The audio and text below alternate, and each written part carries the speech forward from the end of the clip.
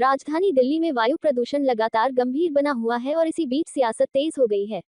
उपराज्यपाल वीके सक्सेना ने आम आदमी पार्टी प्रमुख और पूर्व मुख्यमंत्री अरविंद केजरीवाल को 15 पन्नों का सख्त पत्र लिखते हुए उनकी सरकार पर दोहरे चरित्र, झूठ और 11 साल की निष्क्रियता के गंभीर आरोप लगाए हैं। एलजी ने कहा है कि इसी लापरवाही ने दिल्ली को गैस चैम्बर बना दिया है। उपराज्यपाल के पत्र पर आम आदमी पार्टी ने पलटवार किया है। आपका आरोप है कि एलजी खुद गुजरात में आराम कर रहे हैं और दिल्ली को प्रदूषण में छोड़ दिया गया है। पार्टी ने तंज कसते हुए कहा कि एलजी को मौजूदा मुख्यमंत्री की बजाय पूर्व मुख्यमंत्री को पत्र लिखना याददाश्त कमजोर होने का संकेत है। प्रदेश भाजपा अध्यक्ष वीरेंद्र सचदेवा ने एलजी के पत्र को केजरीवाल सरकार के 10 साल के भ्रष्टाचार और नाकाम प्रशासन का आईना बताया। उन्होंने कहा कि यह पत्र दरअसल दिल्ली की जनता की पीड़ा और गुस्से की आवाज है।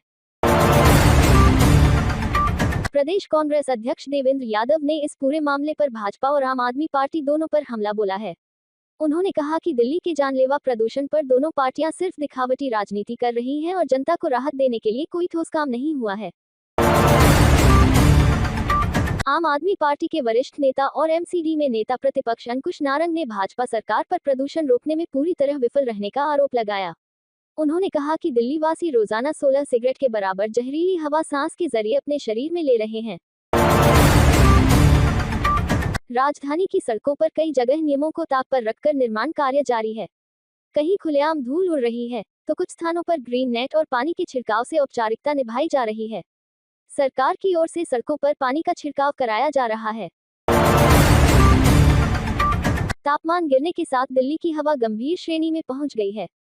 सीपीसीबी के अनुसार राजधानी का वायु गुणवत्ता सूचकांक 412 दर्ज किया गया है।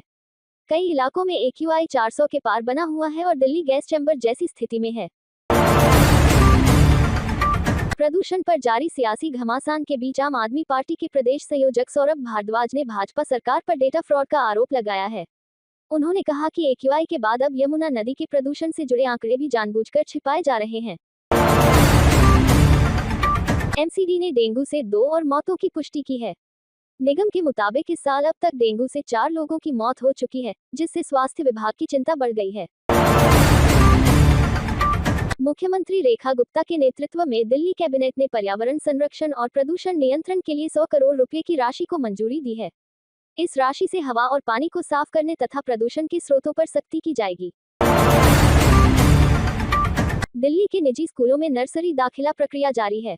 अभिभावकों को आवश्यक दस्तावेज समय रहते तैयार रखने की सलाह दी गई है। आवेदन प्रक्रिया समाप्त होते ही जनवरी के पहले सप्ताह में दाखिला सूची जारी होने की संभावना है।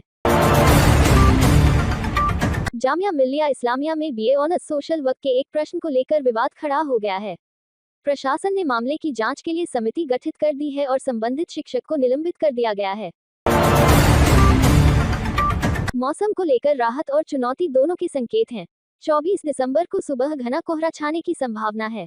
25 और 26 दिसंबर को दिन में मौसम साफ रहेगा, जबकि 27 और 28 दिसंबर को फिर से ठंड और कोहरे का असर देखने को मिलेगा।